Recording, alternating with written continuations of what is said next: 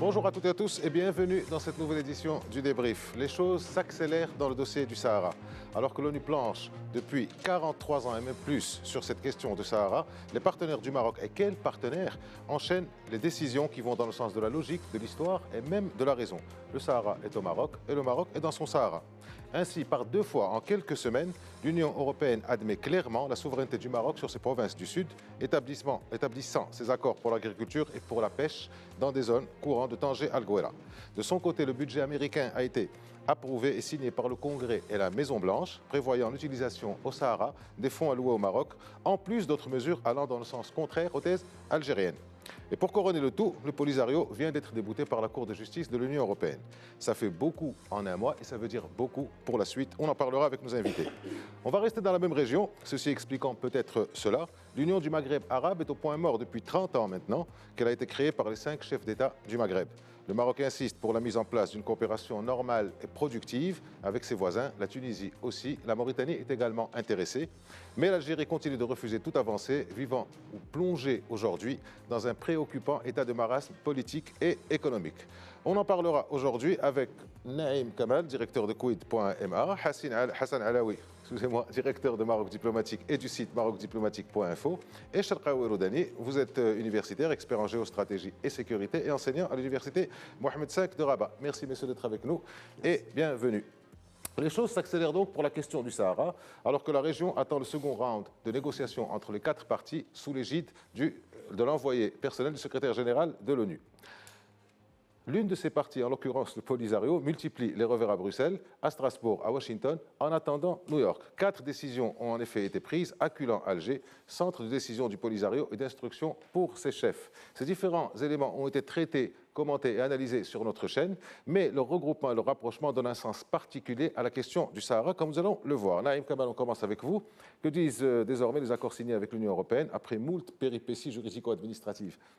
Ils disent tout à fait le contraire de ce que voulaient les adversaires du Maroc. D'abord, il y a les grandes lignes.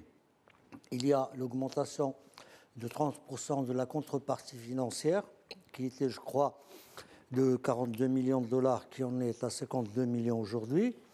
Il y a également la dimension économique en faveur des populations concernées, c'est-à-dire les infrastructures de base, les infrastructures sociales, sanitaires, etc., la formation professionnelle, tout qui va avec. Il y a également l'exclusion de la Méditerranée, et c'est très important pour la préservation des ressources halieutiques de la Mare Nostrum. Et puis, il y a également, et surtout, l'inclusion du Sahara dans la souveraineté marocaine. Tout le monde s'en rappelle, et il y a 1 année et demie ou 2 ans à peu près, Alger et Polisario ont mené une croisade, parce qu'il n'y a pas d'autre mot juridique contre, l'action de développement et d'exploitation économique de la région par le Maroc, voulant dire que par là, voulant soustraire par là une reconnaissance de la non-marocanité du Sahara. Aujourd'hui, et de la représentation unique du Polisario. Et la représentation unique du Polisario et des populations sahraouis. Aujourd'hui, par la signature des accords qui ont été adoptés quand même à de très fortes majorités, par exemple, l'accord agricole a été adopté par 444 voix contre 160 ou 120, autour de ça, et une soixantaine d'abstentions, que, pratiquement 4/5, le Maroc est tout à fait en droit d'agir économiquement dans cette région, et qu'il travaille en conséquence pour son développement et au développement de ses populations. Voilà, donc c'est un échec flagrant, patent pour la diplomatie algérienne, et avec sa succursale qui est le Polisario. Et je crois qu'aujourd'hui, ils sont en train de plastronner pour dire qu'ils vont revenir vers la Cour de justice européenne. À mon sens, ça serait contre-productif, parce qu'ils vont braquer encore l'Union européenne, et qui va encore les entraîner dans des arguties judiciaires pour rien. Donc aujourd'hui, c'est une énorme bataille, après celle des droits de l'homme, qui a été gagnée par le Maroc. Hassan Alaoui, est-ce qu'on peut dire que finalement, avec cette question judiciaire européenne, que l'histoire reprend finalement ses droits et que les anciennes puissances coloniales, que sont la France et l'Espagne, plus toute l'Union européenne, reconnaît finalement que le Maroc va jusqu'au Cap Blanc, c'est-à-dire à l'extrême sud du Sahara? Oui, c'est bien que vous mettiez en exergue le mot histoire, n'est-ce pas? Et puis en même temps puissance coloniale, entre guillemets, bien sûr. Moi, je me réjouis que finalement, c'est un retour du pendule, parce que tout simplement, quand l'Espagne, plus particulièrement, est arrivée disons, tardivement en 1930 pour occuper le Sahara n'était pas, comme on disait à l'époque, terra nullius, c'est-à-dire une terre abandonnée à elle-même et tout. C'était quand même une souveraineté marocaine confisquée. C'était aussi donc un peuple qui vivait de pâturage, même quand bien même l'Espagne n'aurait jamais investi quoi que ce soit avant l'arrivée du Maroc en 1975. Donc, c'est un retour du pendule heureux qui confirme une chose, je veux dire, qui réécrit une autre réalité historique qui est celle de la Cour internationale de justice. Vous vous souvenez qu'en 1974, lors d'une conférence de presse, Feu Hassan Abdullah Rahmo avait annoncé que l'année 1975 serait donc l'année de la libération du Sahara. Et il l'avait dit parce qu'il était fortement conscient des enjeux déjà qui se dessinaient par rapport à notre voisin de l'Est qui jouait double jeu avec une ambivalence vraiment confondante, qui en même temps, si vous voulez, était en train de dire, c'est en l'occurrence le président Boumedienne, en train de dire que l'Algérie s'engagera pour défendre la marocanité du Sahara auprès de l'Espagne, mais en même temps, il y avait, par les services secrets algériens et espagnols, il y avait la création en sous-main du Polisario en Mauritanie. Donc, puis est venue évidemment la réalité de la Cour, je veux dire la déclaration de la Cour de justice internationale, confirmée, si vous voulez, que non seulement le Sahara n'était pas terra nullius, mais qu'il y avait des liens solides, historiques et juridiques. Et donc aujourd'hui, on revient à cette réalité qui est tout simplement l'Europe, pour commencer, les États-Unis bien sûr, avec lesquels nous avons des relations depuis 3 siècles, viennent confirmer un petit peu, si vous voulez, le bien fondé du dossier marocain, c'est-à-dire qu'en fait, réalité économique qui surplombe tout ça, mais d'abord réalité juridique et réalité historique. Donc le paradigme, si vous voulez, le nouveau paradigme politique aujourd'hui plaide pour un petit peu la reconnaissance, si vous voulez, de la souveraineté nationale, de la souveraineté marocaine au Sahara. Très bien. Pour revenir justement sur cette question de Cour de justice de La Haye, vous avez dit allégeance. Je reviens à un écrit d'Abdullah Alaoui qui disait que cette Cour de justice avait rendu un jugement latin-occidental, dans le sens où, chez nous, l'allégeance veut aussi vouloir dire souveraineté. C'était simple précision. Après tout ça, comme Naïm l'a suggéré tout à l'heure, est-ce qu'il peut y avoir un retour en arrière au niveau de la Cour de justice, puisqu'il a dit que Alger est en train de se préparer à relancer les choses? Est-ce qu'un retour en arrière est possible maintenant? Moi, je ne pense pas, parce que c'est une décision déjà irrévocable. Quand vous parlez de l'Union, donc du Parlement européen, on parle d'une assemblée donc représentative de l'ensemble des pays européens qui s'inscrivent dans le cadre de l'espace euro-méditerranéen ou bien dans le partenariat euro-méditerranéen, et le Maroc qui est un pays majeur et stratégique dans les relations dans l'espace euro-méditerranéen. Je pense que cette décision va renforcer, va consolider davantage les relations entre le Maroc et l'Union européenne dans un partenariat stratégique multidimensionnel, vu il y a la pêche et les accords de pêche, les accords de l'agriculture. Et aussi, je pense que les Algériens, bien sûr, les adversaires de l'intégrité territoriale du Maroc, ne vont pas cesser de manœuvrer, de manigancer, vu malheureusement que cette question du Sahara marocain occupe, je pense, la centralité de la politique étrangère de l'Algérie. C'est un secret polichinelle, tout le monde le sait. L'Algérie s'ambitionne de mettre en place un vide géopolitique, de créer un État lige dans le sud du Maroc pour des ambitions géopolitiques. Et je ne pense pas que les pays européens peuvent ne pas comprendre ou bien ces ambitions géopolitiques d'Alger. C'est pourquoi c'est très important de dire qu'aujourd'hui, nous sommes dans une relation très avancé avec l'Union européenne parce que les enjeux géopolitiques, géostratégiques et même sécuritaires sont dedans, parce que l'Union européenne, lorsqu'il a voté ces accords en inscrivant la souveraineté du Maroc sur la totalité de ses territoires, il y a un message clair parce qu'il y a les préoccupations sécuritaires. Nous sommes dans une région qui est en métamorphose. Il y a la bande sahélo-saharienne. Il y a aussi l'émergence des groupes terroristes. La Kimi continue de menacer donc les pays du Maghreb, les pays de l'Afrique subsaharienne. Donc je pense qu'il y a une vision stratégique chez l'Union européenne en adoptant ce texte. Et je ne pense pas qu'il y aura un retour en arrière. Bien sûr, comme je viens de dire, il y aura des manigances, parce que pour l'Algérie, c'est une question de conception géopolitique. Malheureusement, elle n'arrive pas à comprendre les défis et les enjeux. Et aussi l'importance de cette question pour les Marocains et pour les Marocains. C'est une question existentialiste pour les Marocains. C'est une question aussi existentialiste pour l'Union européenne, il faut le dire. Aujourd'hui, les défis de l'immigration clandestine continuent de faire des pressions sur l'Union européenne. Et je pense aujourd'hui, et je peux même rappeler aujourd'hui le Brexit, donc la sortie de la Grande-Bretagne de l'Union européenne et les arguments maintenant que proposent les opposants le chef de gouvernement britannique sur la question de l'immigration. C'est une question cruciale et je ne pense pas aujourd'hui que les spécialistes, les observateurs à l'échelle internationale peuvent mettre en doute la souveraineté du Maroc sur les provinces du Sud parce qu'on ne peut pas, à la lumière des groupuscules terroristes, à la lumière de la dislocation existante en Afrique, sachant bien qu'il y a à peu près 20 mouvements séparatistes en Afrique,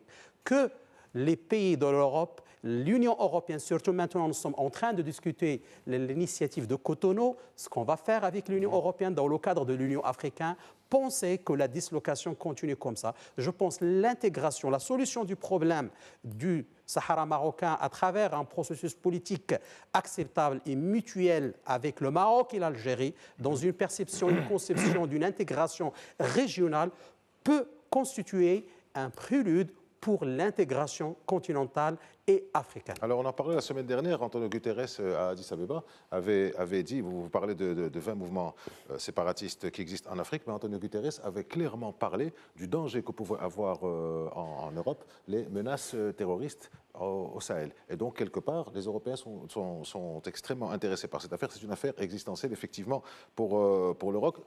Mais par ailleurs, les choses marchent normalement. Hier, il y a eu l'ouverture à Agadir, mardi dernier. Voilà, il y a eu l'ouverture à Agadir du salon Aliotis avec la présence des Norvégiens, avec la présence des Russes, avec la présence des Espagnols, Norvège étant. Donc les choses continuent. Et bien entendu, quand on parle de la pêche et quand le sommet, il y a eu la conférence aussi de la ceinture bleue. Et quand on parle des côtes marocaines atlantiques, bien entendu, on parle de l'ensemble des côtes marocaines jusqu'à le Guéra. Est-ce que vous avez un commentaire sur ça, Naïm Kamal, sur le fait que, bon, en Algérie, il y a les problèmes qu'il y a actuellement, politiques, économiques, qui va être élu, comment va-t-il être élu, etc. Et de l'autre côté, bon, il y a une économie qui marche. Est-ce que ça aussi, ça a contribué à faire avancer les choses? Non, une réelle politique, quoi, d'une certaine manière. D'abord, voilà. D'abord, ce qu'il faut retenir, c'est que les États, les puissances superpuissances et les puissances moyennes sont d'abord des États pragmatiques. Il y a une réalité. Ils ont des intérêts, comme on dit. Hein? Ils ont des oui, intérêts. je n'ai pas voulu dire les choses comme ça, mais si vous voulez, on va dire les choses comme ça. Il y a une réalité, celle du terrain. Le Maroc a démontré sa maîtrise de son territoire. Que ce soit une maîtrise politique, ou une maîtrise économique, ou une maîtrise sécuritaire.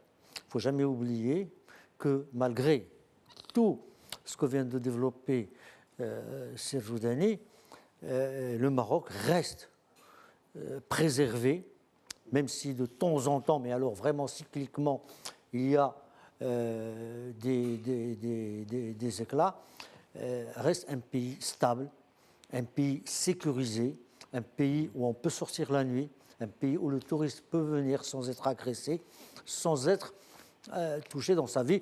Cela dit, j'ai bien dit qu'il y avait parfois, cycliquement, une moyenne de tous les 10 ans, un attentat ou quelque chose qui vient rappeler que la menace est toujours là. Mais que le Maroc est un pays stable et sécurisé. Et donc, c'est un partenaire fiable.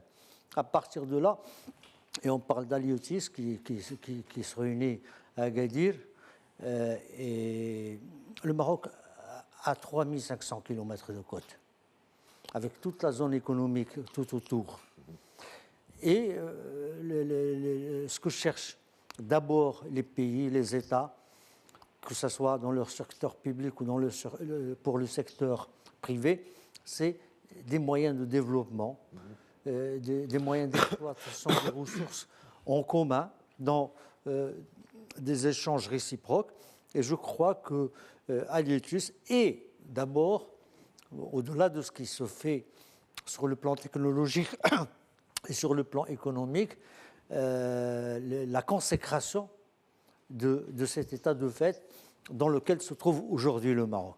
Alors, on reste avec vous, Naïm Kamal, pour continuer de parler de cette question d'intérêt. Vous savez qu'aux États-Unis, dernièrement, le budget a été voté dans les conditions qu'on sait, après un shutdown, enfin, ça, c'est leur politique interne. Mais dans la partie qui concerne le Maroc, il y a eu un accord clair, explicite d'utilisation des fonds alloués au Maroc au Sahara. Est-ce que c'est une question, est-ce que c'est une manœuvre, est-ce que c'est un acte inédit? Et comment on peut analyser cette mention explicite, alors que ça vient, les Américains savent très bien que ça vient juste après les Européens. Je crois que ça procède de la même logique. Une logique implacable. C'est pas n'importe qui, c'est quand même le Congrès des États-Unis. Et l'administration américaine. Conjointement, disons, en chœur, ensemble.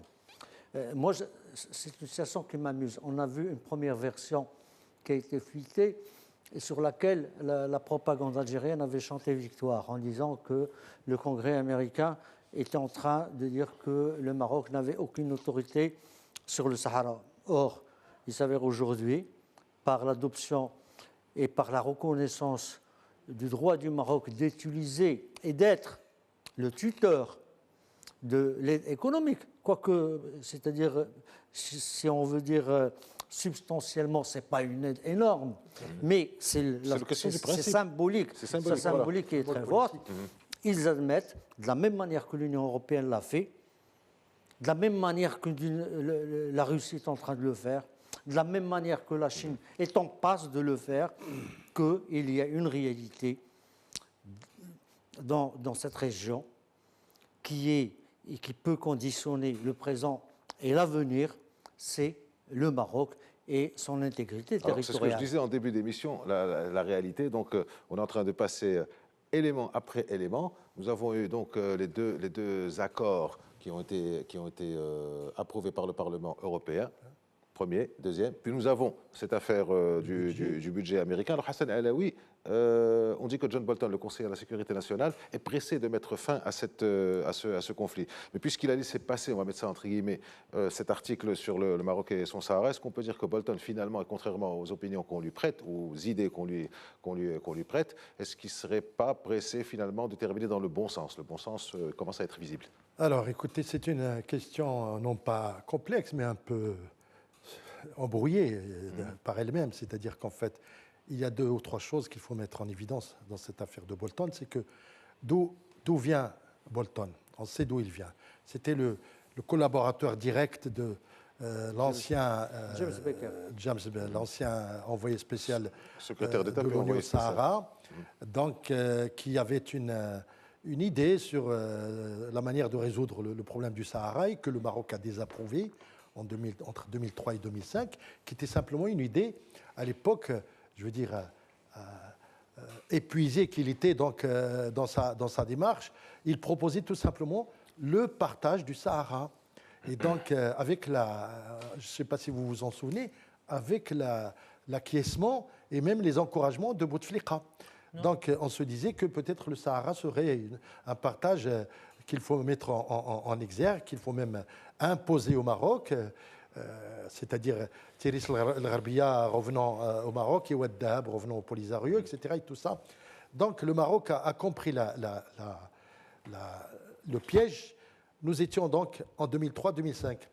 Sauf que c'est à cette époque, la perspicacité, la lucidité de Sa Majesté Mohamed VI avait effectivement prévalu pour sortir un petit peu de l'ornière dans laquelle on voulait placer le Maroc.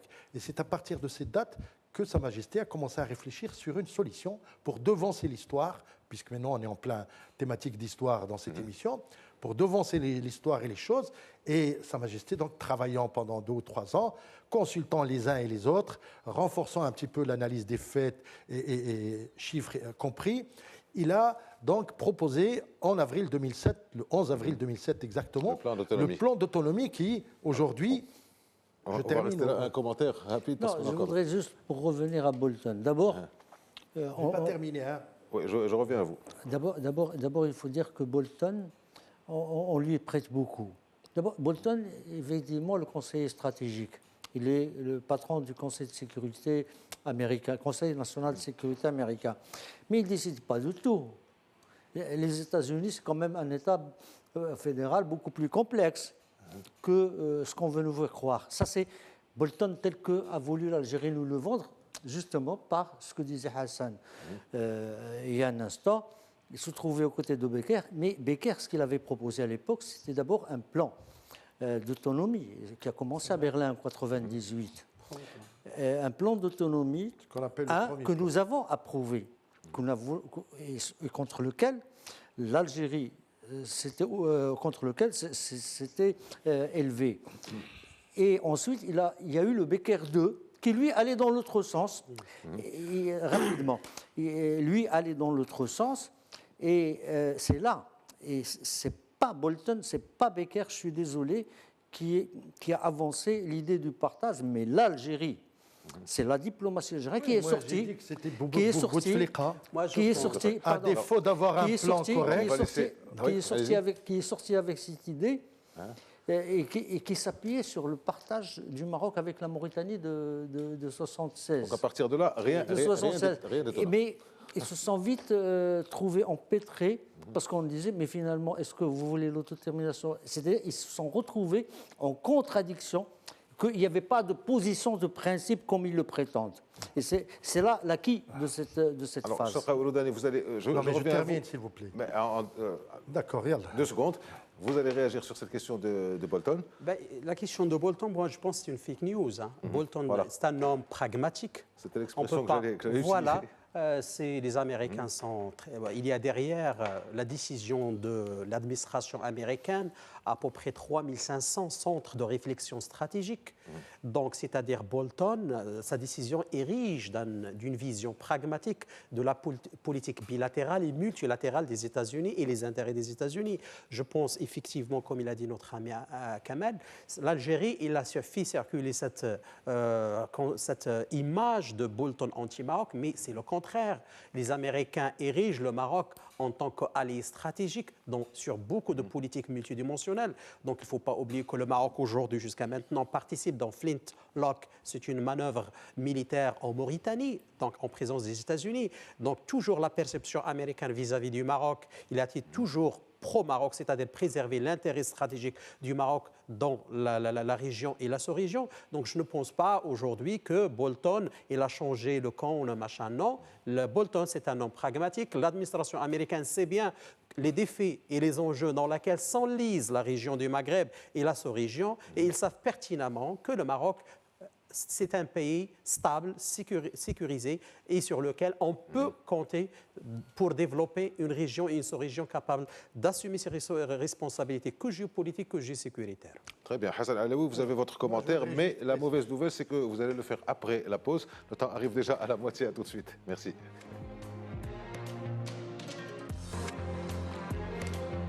Bonjour, mesdames et messieurs. Nous poursuivons notre discussion sur le dernier développement de l'affaire du Sahara et les revers en cascade qui sont subis par le Polisario depuis quelques semaines. Pour ceux qui nous rejoignent, nous en discutons avec Naïm Kamal de Kuwait.ma, Hassan Alaoui de Maroc Diplomatique, mensuel Maroc Diplomatique, et Charqaoui Roudani, universitaire, expert en géostratégie et en sécurité, enseignant à l'université Mohammed V de Rabat. Hassan Alaoui, juste avant la pause, vous parliez du cas Bolton, du Conseil de la sécurité nationale aux États-Unis. Vous vouliez apporter votre précision, compléter ce que vous disiez. D'accord. Tout simplement que nous sommes obligés de tenir compte qu'aujourd'hui, nous sommes à 1 an pratiquement, je veux dire, au bas mot, de l'élection ou la réélection du président américain. Et que Bolton, évidemment, il va contre la montre, parce que tout simplement, il faut absolument qu'il arrive à donner sa mouture à ce problème du Sahara. Naturellement, on connaît ses tendances, sa propension à soutenir le Polisario, mais comme a dit Sherkaoui, le réalisme impose que de toute façon, il va tenir compte un petit peu des données stratégiques et des intérêts de son pays par rapport au Maroc, qui est un allié de 3 siècles. Je le ressouligne encore. Alors, qu'est-ce qui se passe? Il se passe qu'aujourd'hui, évidemment, la théorie qui a prévalu à la décision de Bolton, c'est que les États-Unis dépensent beaucoup d'argent à soutenir un petit peu, par exemple, des initiatives de paix et tout ça, et en l'occurrence, la mine Orso qui coûte 50 millions de dollars à l'Amérique. Il faut absolument lire. Ce qui ne les empêche pas de voter. À l'ONU ou à temps. l'Amérique? Hein? À l'ONU ou à l'Amérique? À l'Amérique. L'Amérique, elle est. Premier pourvoyeur de fonds. Ouais. 50 millions de dollars. 52 millions. millions. Pour les seuls. Oui, pour la mine Royaume-Uni. Orso. Premier pourvoyeur de Donc, ce problème, il l'a évoqué. C'est pour ça qu'il s'est retiré de Syrie, il s'est retiré un petit peu de tous des soutiens africains et tout. L'histoire, l'organisation, palestinienne qui s'occupe d'un petit peu de l'éducation et tout ça. C'est une politique aujourd'hui qui a prévalu. Mais désormais, il ne peut pas un petit peu, imposer, je reviens à votre idée tout à l'heure, quoi que ce soit au Maroc. Vous savez que n'importe quelle décision, le Maroc peut la refuser. Il n'est pas obligé de s'incliner. Ce n'est pas exécutif. Un petit peu une décision de Bolton dans son bureau. Ce n'est pas du tout ça. On propose, on discute, et puis jusque-là, il y a évidemment les semaines et le temps qui passe.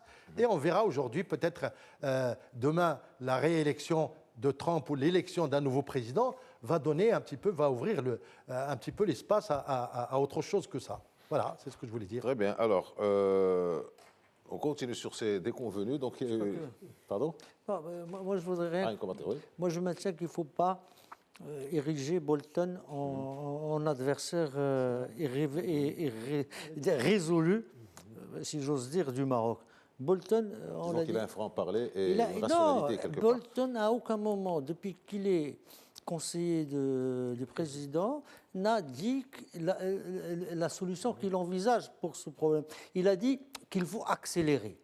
Il a dit on ne peut financer que des missions de paix, que ce n'est pas uniquement pour le Sahara, qui sont, disons, rentables, qui sont productives, qui avancent dans leur mission. Et à partir de là, il ne faut pas qu'on l'érige, qu'on en fasse un épouvantail contre l'attitude et les intérêts du Maroc. Tout simplement. Donc, il reste. OK. Donc, alors, le Polisario multiplie finalement les manœuvres dilatoires, voire même désespérées, alors que l'Union européenne travaille avec le Maroc de Tanger, Al-Ghouera, la Cour de justice verrouille les choses. Voilà qu'à Addis Abeba, finalement, l'Union africaine semble accepter le fait que cette affaire du Sahara ne sera réglée qu'à l'ONU et uniquement par l'ONU. Alors, ce qui est en train de se passer maintenant, Sherkaoui Roudani, à ce niveau-là, comment vous prévoyez les choses dans les quelques semaines ou mois à venir, alors qu'on est, comme je le disais en ouverture, à quelques jours ou quelques semaines du second round de discussion de la table ronde à Genève et qu'on est à peu près à 1 mois et demi de la résolution de l'ONU. Comment voyez-vous les choses évoluer? Moi, je pense que les choses évoluent dans le bon sens, sachant bien aujourd'hui que la perception américaine, aujourd'hui, il y a un regain d'intérêt à l'égard de la région du Maghreb. Les États-Unis maintenant voient que, même s'ils revendiquent une vision multilatérale des relations avec les pays du Maghreb, mais il y a dans l'état de fait, il y a des relations bilatérales, notamment avec le Maroc aujourd'hui. Il y a une considération importante à Sa Majesté le roi Mohamed VI et son rôle qui est en train de jouer dans la perception et la conception de la mise en place d'une intégration africaine sûre et certaine et responsable aussi. N'oublions pas que le Maroc joue un rôle très important dans la lutte contre le terrorisme. Le Maroc, il est très présent en tant que paramètre incontournable dans les équations sud-sud et les équations nord-sud. Je pense que l'Union africaine maintenant, surtout après le retour institutionnel du Maroc à l'Union africaine, commence à appréhender stratégiquement cette question des provinces du Sud et le conflit. Tout le monde le sait qu'Alger finance techniquement, financièrement, logistiquement le Polisario aussi. Donc tout le monde sait bien que le Maroc, dans la conception des relations multilatérales, il est très présent à l'échelle continentale.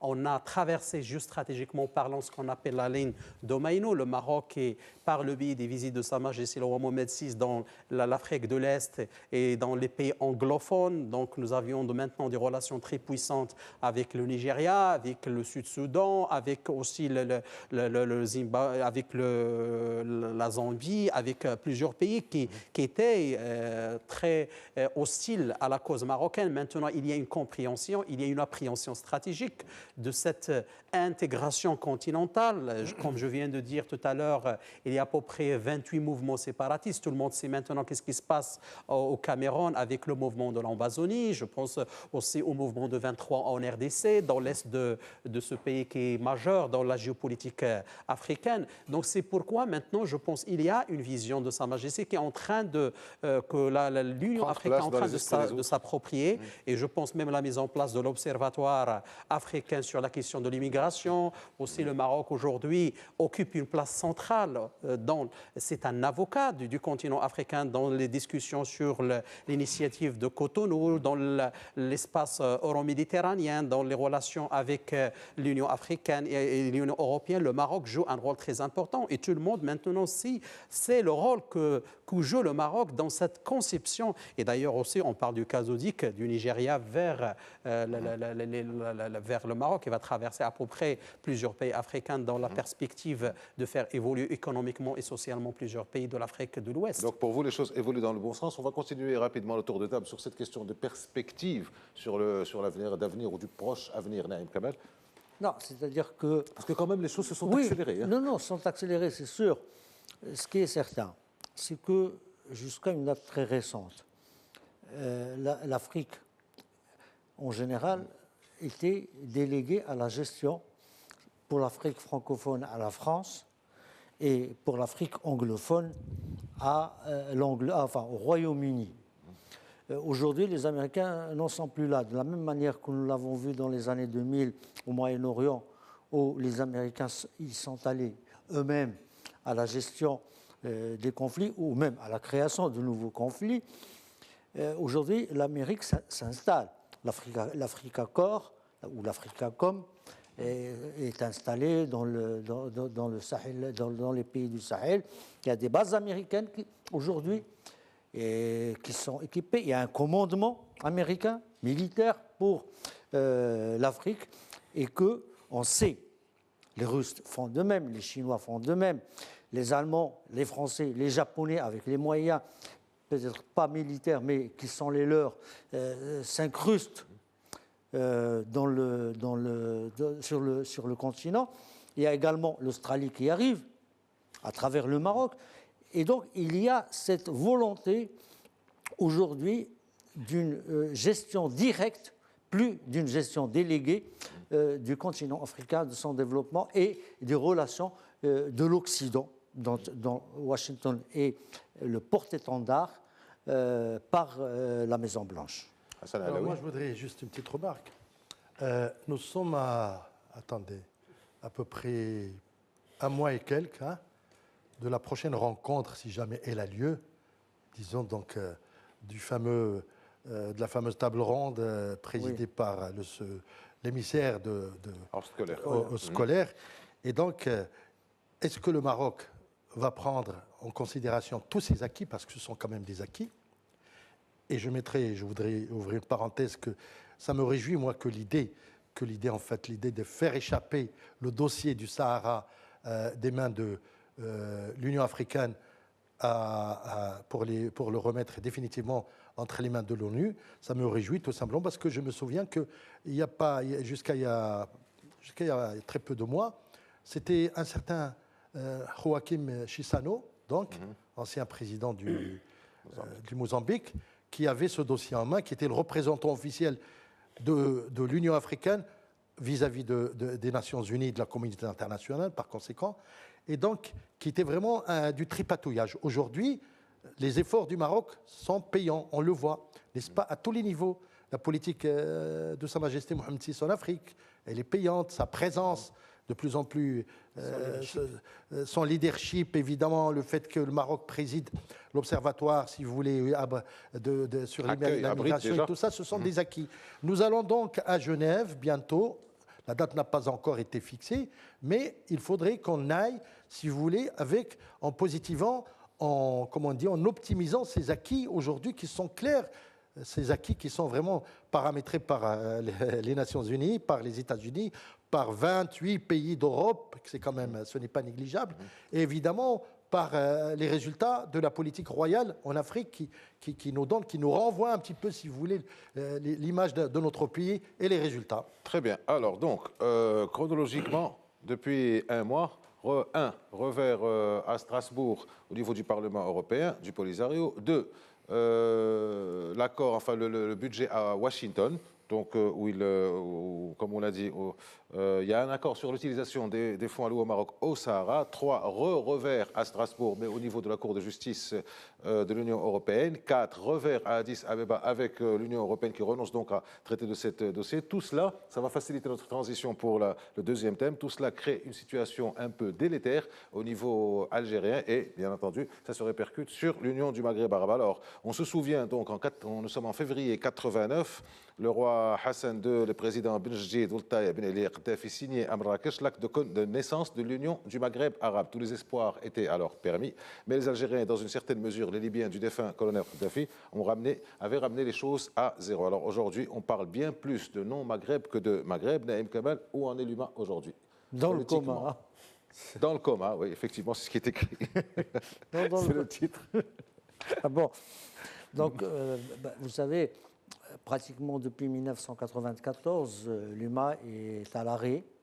Il y a les structures, il y a le secrétaire général, le Parlement, la Cour, etc. Mais tout est en stand-by. On voit à l'écran cette on voit cérémonie. Chadi Ben Jdid, Hassan II, Gaddafi, je crois que c'était Mouawiya Ould Taya, c'était pour la Ould Taya. Mauritanie. Et Chadli Ben Jdid, oui, c'est les 5, ce sont les 5. Oui, bon, il y a eu beaucoup d'espoir, né d'abord de la rencontre de Zeralda qui a débouché sur le sommet de Marrakech, et on a eu, disons, on va dire 6 ans, pour être généreux, 6 ans d'effervescence, d'enthousiasme, d'espoir. Une sorte d'euphorie qu'il y avait eu à cette D'euphorie, et on disait que finalement, peut-être, qu'on pouvait transcender le conflit maroco-algérien, parce que c'en est un, sur le Sahara, par le haut, en créant des superstructures, et qu'en lançant la coopération bilatérale, la rencontre des peuples, on allait dissoudre le problème. Il n'en a été rien. L'Algérie avait ses arrière-pensées. Le Maroc qui espérait trouver dans l'humain et dans cet élan, disons, humatique, qui va devenir plus tard lunatique, une sortie de ni vainqueur ni vaincu, a été déçu, et Feu Hassan II a dû, en 1994, prendre acte de l'hostilité exacerbée. Ce n'est même pas l'hostilité latente, mais l'hostilité exacerbée d'Alger, qui continuait à mener de façon frontale la guerre au Maroc sur le plan diplomatique, et également sur le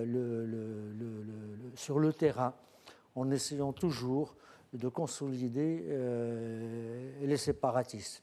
Donc il avait adressé une lettre en disant, bon, c'est pas possible, ne soyons pas hypocrites, ne soyons pas de faux jetons, on va dire une chose pour en faire une autre, je prends acte et on arrête tout ça. Et ça se continue, ça se poursuit jusqu'à... On y est encore aujourd'hui. Il y a eu la tentative de Mohamed VI pour relancer, et de façon rationnelle, l'UMA, mais la relancer par ce qui la bloque, c'est-à-dire les rapports maroco-algériens. D'où la fameuse lettre qui a été envoyée, enfin la fameuse invitation la main tendue qui a été envoyée à Alger pour reprendre sans condition, etc. De bonne foi, ce à quoi l'Algérie n'a jamais voulu répondre. Elle a répondu directement en noyant le poisson, en faisant une marche arrière de, disons, 6 plus 9, 15 ans, plus de 15 ans en arrière, de 25 ans, je veux dire, en arrière, pour nous ramener à l'UMA, qu'on sait ne peut pas marcher tant qu'il y a le conflit maroco-algérien. Alors, on revient un peu à l'histoire avec vous, Hassan Alaoui. Donc, Naïm Kamal, toujours précurseur, a déjà fait un départ sur l'histoire, mais on va remonter à plus loin parce qu'il faut comprendre cette question d'intégration. Quand il y a eu les problèmes de frontières après l'indépendance algérienne, les Marocains avaient compris que pour dépasser cette question de frontières, il fallait justement créer de superstructures et mettre en place une véritable intégration économique pour dépasser donc ces questions frontalières, conflictuelles, et pour mettre en commun les différentes richesses, qu'elles soient économiques ou financières ou humaines ou énergétiques ou n'importe comment, mettre agricole, toutes les richesses. C'était l'idée des Marocains dans les années 60 et tout ça avait fait chou blanc. Alors, hormis, si vous voulez, les engagements concrets que je vais citer là, les années 50 avaient été marquées par une communion, je dirais, de destin que le colonialisme commun, c'est-à-dire français à l'époque, avait imposé aux pays du Maghreb, en l'occurrence le Maroc, l'Algérie et la Tunisie, pour ne citer que ceci.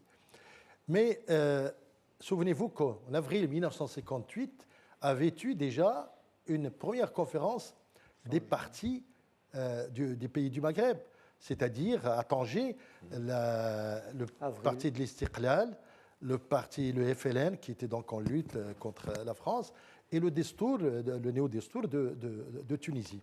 Et les Boches avaient été déjà créés, lancés pour justement constituer un ensemble géo et économique, à tout le moins, aux politiques plus tard. Évidemment, ce qui est arrivé à partir des années 60, et en l'occurrence depuis 1962, quand l'Algérie était devenue indépendante, il y a eu une dislocation, non seulement une dislocation de l'ensemble de l'idéal maghrébin que représentait ce parti, dont ils avaient jeté les bases à Tanger, mais il y avait surtout une rupture de ces mêmes idéaux et qui ont conduit à la guerre de 1963 entre le Maroc et l'Algérie.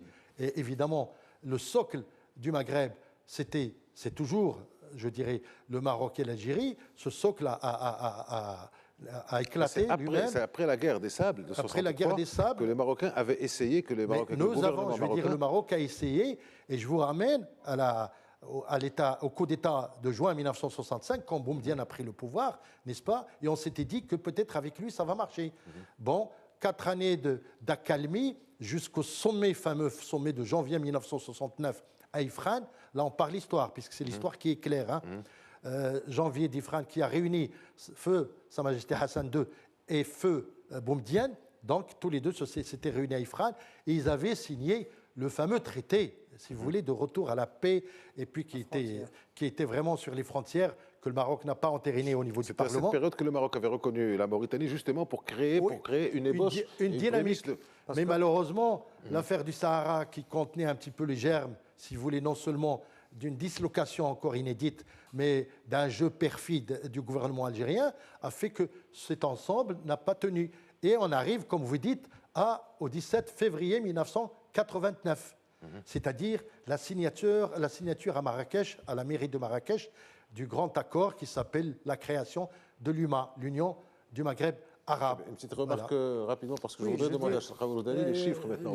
Alors, les signataires, il y a déjà 3 qui sont morts. Donc il n'y a que 2 qui restent vivants, je veux dire, qui sont un petit peu les héréditaires ou les tenants de cet accord. Les héritiers. Évidemment. Voilà, les héritiers. Et voilà. Non, parce qu'il a dit ce qui est vrai, que le Parlement marocain n'avait pas entériné en 69, mais parce que tout simplement en 69 il n'y avait pas de Parlement marocain encore, et que le Maroc était dans l'état d'exception. C'est-à-dire, c'est pas que le Maroc avait fait preuve de mauvaise volonté. Après Ifrane, il y a eu le sommet d'Agadir entre toujours Boumedienne et Hassan II. Et là, le jeu de Hassan II avait commencé à voir un peu plus clair dans le jeu de Houari Boumedienne concernant le Sahara. Et c'est pour ça qu'il avait mis en veilleuse la ratification qui s'est faite plus tard, et sans résultat des frontières. Très bien. Alors, donc là, maintenant, on a compris que ça ne marche pas, l'Union du Maghreb arabe ne marche pas. Alors, on parle, Cheikh Aouloudani, très souvent, il y a eu une réunion d'ailleurs de l'UMA dernièrement ici, on parle de non-Maghreb. Le Maghreb n'existe pas. Par contre, le non-Maghreb existe avec des chiffres. C'est quoi le coût de ce non-Maghreb? Il n'y a pas que des chiffres. Il y a aussi, si on arrive d'analyser stratégiquement, géopolitiquement les choses, c'est plus grave que les chiffres. Aujourd'hui, la centralité de l'identité maghrébine s'est passée vers la périphérie. C'est-à-dire aujourd'hui, il n'y a pas une vision globale, même à l'échelle multilatérale, à l'échelle internationale.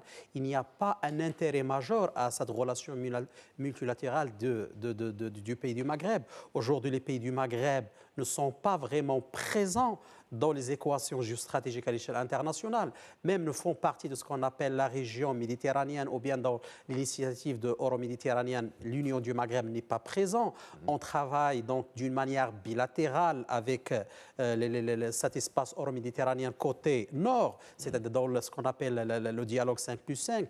Aujourd'hui même, à l'échelle sécuritaire, il n'y a pas une vision commune. Donc il y a une prolifération, une amplification des menaces terroristes à l'échelle de la région.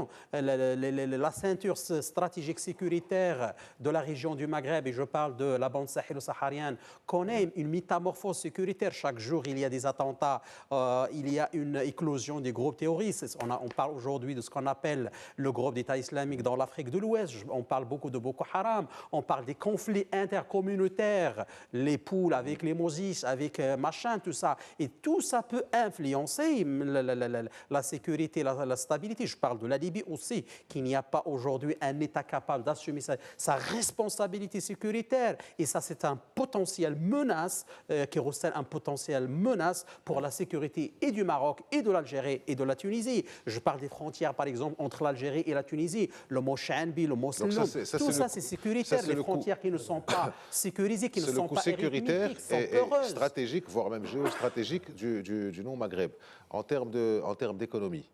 En termes d'économie, on parle chaque année, il y a à peu près 250 000 emplois qui se volatilisent.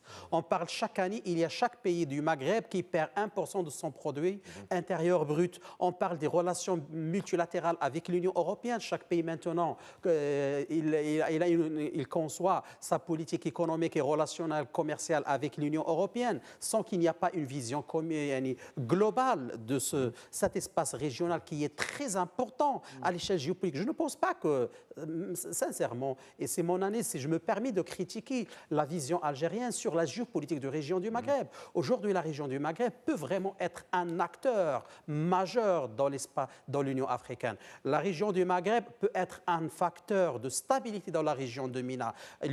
Aujourd'hui, l'espace maghrébin, dans la perception américaine, il s'y inscrit dans un ensemble régional qui va jusqu'à le Pakistan. Alors aujourd'hui, qu'on peut discuter sur la centralité de cette région maghrébine dans des équations géosécuritaires.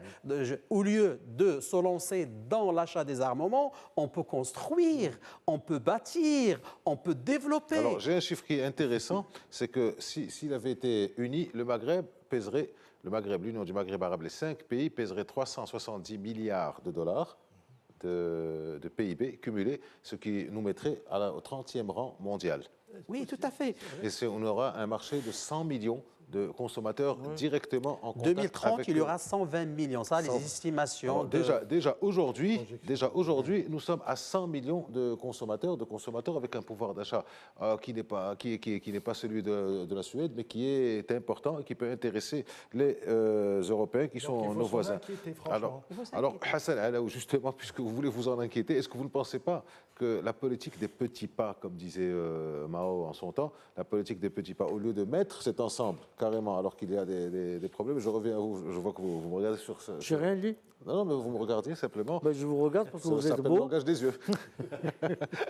Est-ce que la politique des petits pas, est-ce que vous ne verriez pas quelque chose qui se ferait progressivement dans le temps, qui prendrait 5 ans, qui prendrait 10 ans? Aujourd'hui, ouais. Moi je n'y crois pas, personnellement. C'est un ça avis personnel. C'est qu'il faut un électrochoc réel. Et évidemment, la situation en Algérie, Naïm va certainement en parler, c'est que ce qui se passe aujourd'hui en Algérie ne nous encourage pas. Il faudrait un enclencheur psychologique, quelque chose de très, très, très grave, qui puisse un peu bouleverser la donne. Parce que secteur, comme vous dites, la CGM et tout ça, il y a, je finis, il y a eu déjà une tentative il y a 4 ou 5 ans d'une union monétaire maghrébine. Zéro. Union douanière, zéro. Mais c'est pas ça. Il faut voir globalement, le problème il est local. parce que c'est, comme a dit Naïm, c'est Maroc-Algérie, le nerf de la guerre. Oui. Mais il est aussi global, si vous voulez, parce qu'il implique une région qui est maintenant vraiment, comment dirais-je, elle est morte, tout simplement. Bien, donc ce qu'on va considérer, c'est que le long coma est parti pour durer. On n'espère pas, parce qu'il y a quand même beaucoup de choses à faire, il y a beaucoup de choses à dire. Mais vous me pardonnerez, je suis aussi surpris que vous, mais je vois l'horloge, l'heure passe, donc c'est fini pour aujourd'hui. Je vous remercie d'avoir été... Je dirais que tous les chemins mènent à l'humain. Mais il faut, dès lors qu'il y a la volonté politique, peu importe la voie qu'on prenne, et les moyens qu'on met. Dieu vous entende. Merci, aussi, merci à vous d'avoir été avec nous. Merci de nous avoir suivis du début jusqu'à la fin de cette émission. À la semaine prochaine. Merci.